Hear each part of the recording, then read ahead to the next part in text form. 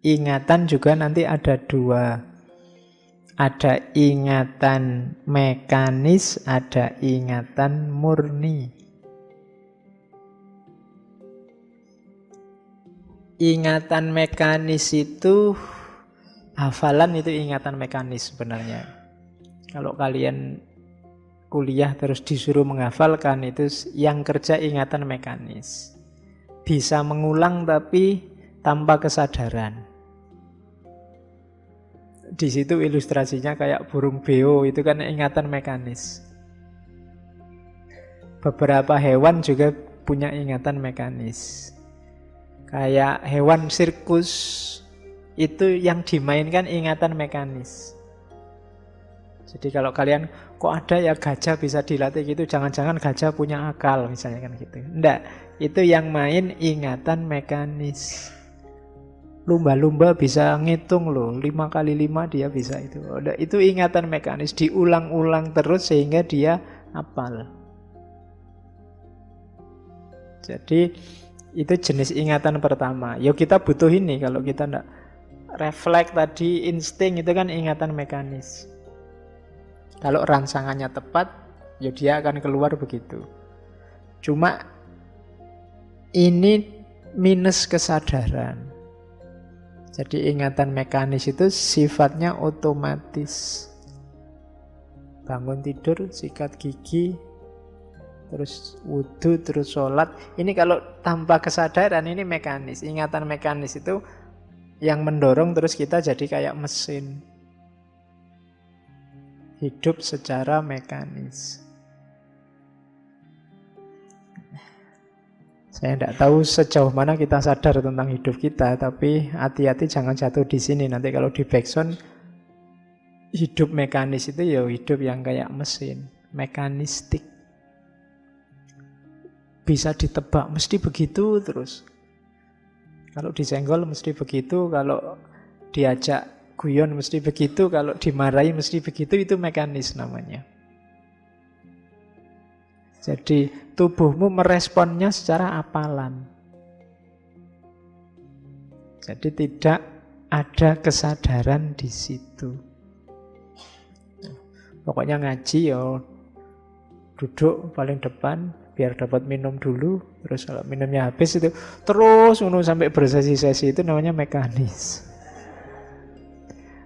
Tidak berubah-berubah, itu hafalan. Kalau ditanya ngapain, tidak ngerti alasannya, ya biasanya gitu aja Pak. Jadi semakin banyak aktivitasmu kalau ditanya biasanya begitu, itu semakin menunjukkan kamu mekanis. Rambutmu kok gondrong terus? Ya Pak, biasanya gitu, merasa nyaman begini, ya berarti mekanis. Tanpa kesadaran. Yang ada kesadaran namanya ingatan murni. Ingatan murni ini secara sadar akal mengoleksi memori ini karena dianggap penting. Biasanya terus masuk bawah sadar, keluarnya juga dikontrol. Itu namanya ingatan murni. Dia tidak mekanis. Kalau katanya Bergson, adanya ingatan murni ini membuat kepalamu tidak banjir informasi. Kita itu kan sejak kecil sampai besar, itu kan informasi apa saja yang masuk. Sampai ke bawah sadar kita. Nah, ingatan mekanis ini yang menampilkan yang penting-penting saja. Kalian tadi berangkat ke masjid ini, berapa motor yang kamu temui? Anda apal Pak, ya lewat saja. Sebenarnya akalmu menangkap 1, 2. Cuma karena kamu tidak menyadari itu, tidak secara sadar kamu ingat, ya dia lewat begitu saja. Tapi kalau bahasa psikologis, informasi berapa banyak yang kamu temui tadi masuk ke bawah sadarmu. Dan ini tiap orang beda-beda. Ada yang memang diingat, ada yang tidak diingat. Yang diingat ini nanti jadi ingatan murni. Bagi yang senang lihat, wah yang ngaji banyak itu, yang masuk memorinya jumlah yang ngaji. Dianggap penting maka masuk ke memori. Tapi bagi yang tidak anggap penting, yang penting materinya, Ya yang masuk ke memori materinya. Bagi yang ikut-ikutan teman mungkin yang masuk ke memori apanya. Jadi itulah yang membedakan penghayatan satu orang dengan orang yang lain. Itulah nanti yang membedakan kenapa hal yang sama responnya bisa beda-beda. Dari mana? Ingatan murni. Jadi setiap orang mengingat secara berbeda apa yang ingin dia ingat. Dari sebanyak ini yang hadir, mungkin bagi cowok-cowok mungkin hanya satu atau dua yang dia ingat. Kenapa dianggap penting? Mungkin karena sudah ngelirik sejak berapa minggu ini misalnya. Yang lain nggak hadir nggak masalah, yang penting dia harus ada misalnya. Oh, itu dia jadi ingatan murni sekarang. Jadi ingatan murni itu memori-memori yang ada di bawah sadarmu yang nanti bisa tampil secara sadar. Kamu bisa ngontrol. Oke. Termasuk nanti yang sifatnya intuitif tadi. Ketika kamu butuh dia keluar.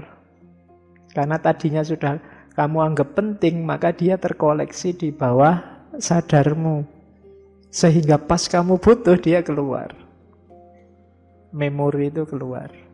Makanya kayak tadi, nggak pernah ketemu, tapi rasanya kayak pernah ketemu ya. Nah, itu dulunya pasti ada memori-memori yang dekat dengan itu. Mungkin kamu pernah, kalau bahasa psikologis ada déjà vu.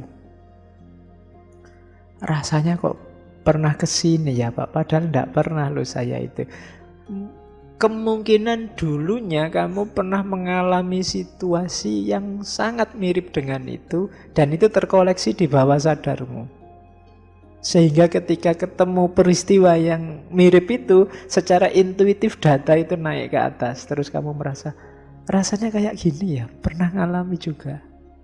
Terus kamu menyebutnya déjà vu. Jadi mungkin kamu pas kemana naik gunung sendirian itu kan, loh, rasanya kok kayak gini, pernah rasanya lah. Ya memang kamu jomblo terus, jadi tahu lah ya, mesti sendirian terus, jadi langsung paham secara intuitif. Iya ya, pernah ngalami kayak gini ya, sering mesti. Nah, itu ingatan murni namanya. Jadi yang menampilkan intuisi. Berarti intuisi itu tergantung juga sama memori, sama ingatan. Dan nanti pemicunya apa? Persepsi. Kamu mengalami sesuatu, melihat sesuatu, ada memori yang terbangkitkan. Bangkitnya memori ini tanpa kamu sengaja namanya intuisi. Sebelumnya. Nah, itu ada di gagasannya Henry Bergson. Nah, di kata-katanya Bergson, namun kemudian aku tidak dapat lepas dari kritikan bahwa tidak ada pikiran yang tidak berubah setiap waktu, betapapun kecilnya. Sebagaimana tidak ada kesadaran tanpa memori, tanpa ingatan. Dan tidak ada keberlanjutan di masa kini tanpa bekal memori masa lalu.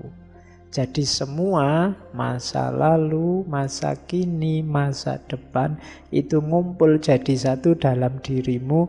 Itulah namanya durasi.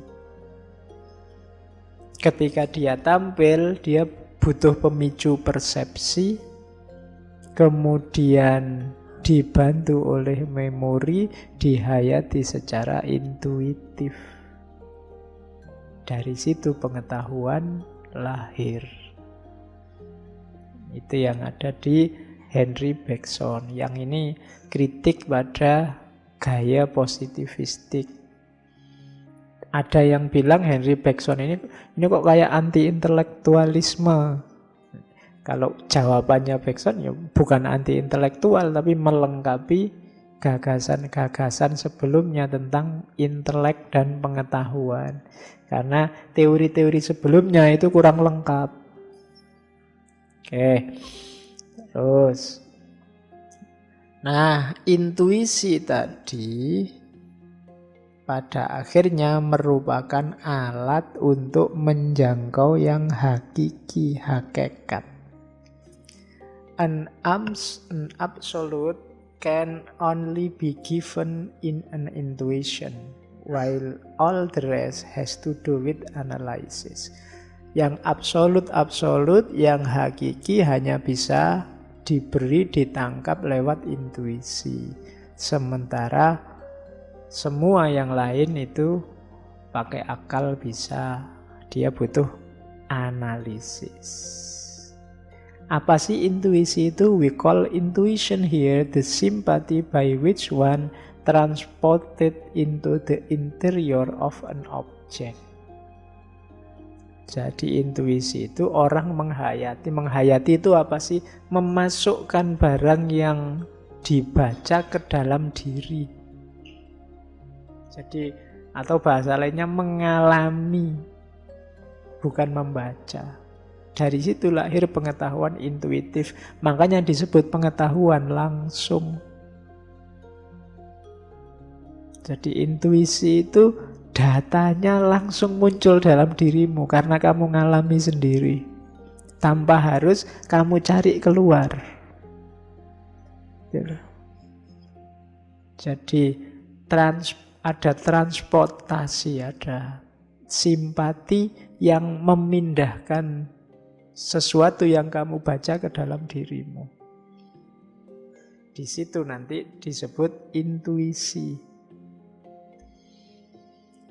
Oke, itu babak pertama, gagasannya Bergson di aspek epistemologi.